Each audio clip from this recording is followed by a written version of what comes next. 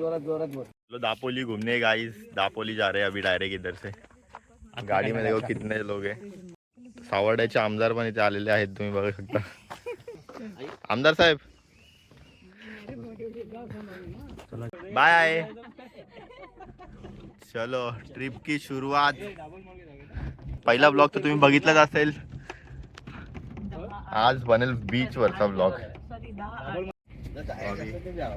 चालू केली जायला, डायरेक्ट दापोली घूमने जाएंगे आज।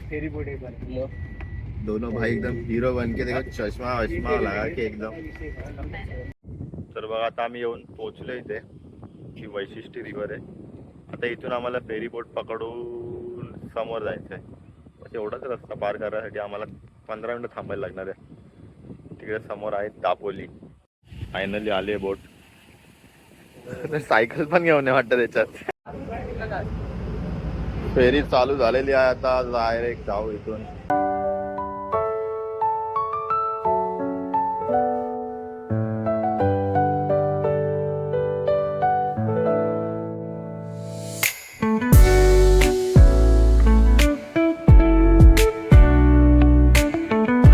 ऑलमोस्ट पोहोचलोय, हे बघा माझ्या मागे तुम्ही। स्टॉप आलाय, आता उतरू आणि पुढचा प्रवास चालू करू।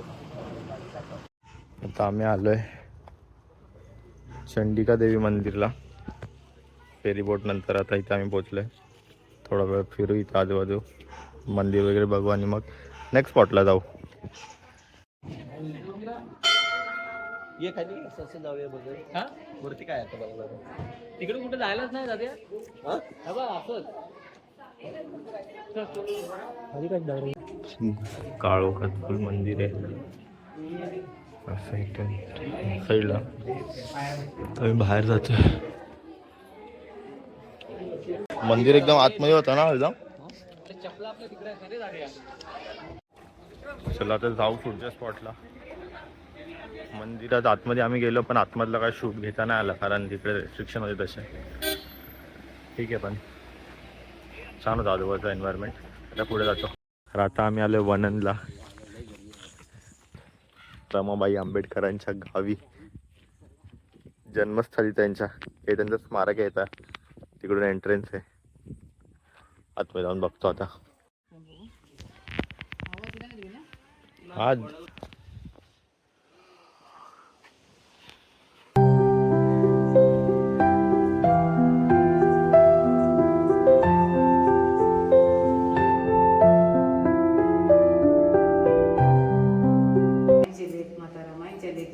माता रमाईच्या गावाला आलात। माता रमाईचं माहेर म्हणजे आपलं प्रेरणास्थळ स्थळ आहे, वननला आलात। तुमचं आम्ही माता रमाबाई परिवारातर्फे स्वागत करतो।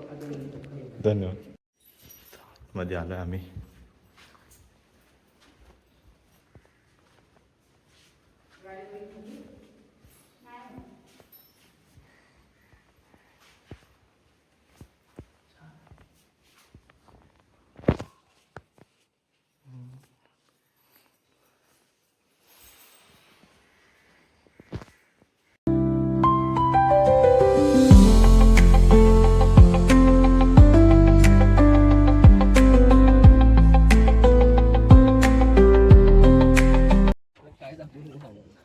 स्मारक बघून आलो। आता इथे आम्हाला एक हॉटेल भेटलंय मागे, तर जेवतो आता। पुढचा प्रवास बघू मित्रांनो, पुढे जाऊ, जरा एक्सप्लोर करू कोकण आज। तर मित्रांनो आता झालं आमचं जेवण, ऑन द वे आता वरती पुढे जात आहे। हरणे बीचकडे जातो आता आम्ही मारी भाई सोबत। तर आता तुम्हाला दाखवतो माझ्या मागे काय आहे। और ये रहा बीच। फायनली आलो आता बीच वरती। छान वाटते खूप, गरम तर बिलकुल नाही होते, मस्त थंड हवा सुटली आहे। सनसेट पण व्हायला टाइम आहे अजून। हा एक बीच करणार आम्ही, 1-2 मंदिरं बघू अजून, आणि मग अजून एक बीच वरती जाणार संध्याकाळी सनसेट बघायला।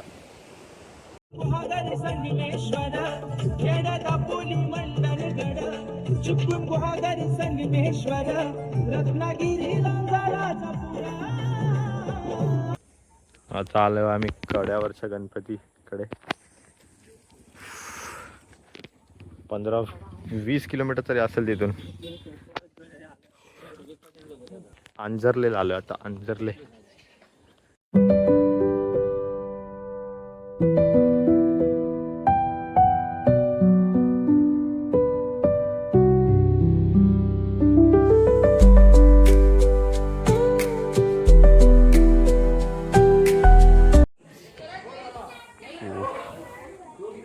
मंदिर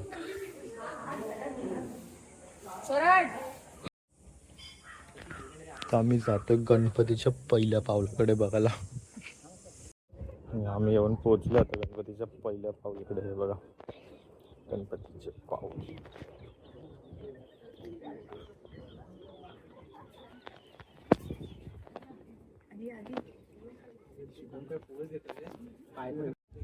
ते पहिलं पाऊल आता आम्ही बघितलं. इथून बाहेर जाऊ, इथून वरती जायचा रस्ता आहे.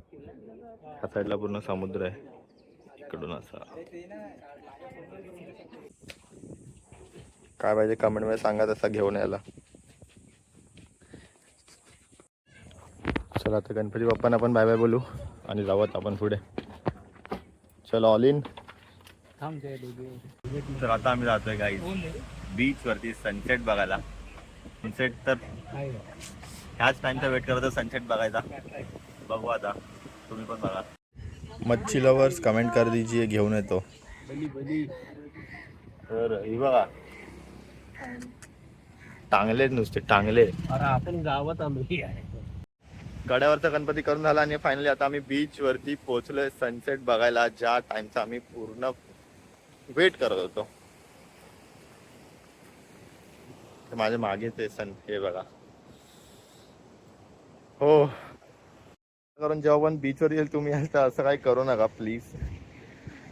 समुद्र इथे सन आहे. फुल तयारी था, पूर्ण पॅन्ट पॅन्ट फोल्ड केली पद्धतशीर. रिस्क नाही पाहिजे मित्रांनो. सनसेट के लिए कुछ भी. अशी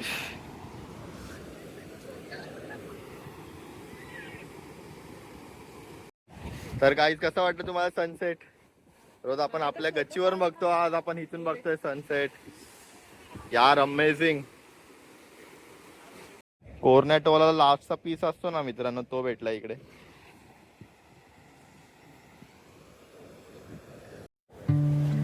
चला आता सनसेट पण झाला, आता घरी जायचा टाइम झालाय. छान वाटत होता समुद्राच्या बाजूला बसून. एकदम मस्त वाटला, छान गेला दिवस आजचा. तर दापोलीचा हा ब्लॉग आपण इथे सेंड करूया मित्रांनो. पुन्हा भेटू एक नवीन ब्लॉग मध्ये. तोपर्यंत बघत राहा shooter on tour. Channel subscribe करायला विसरू नका आणि लाईक कमेंट शेअर पण करा. भेटूया नेक्स्ट ब्लॉग मध्ये. तोपर्यंत बाय बाय.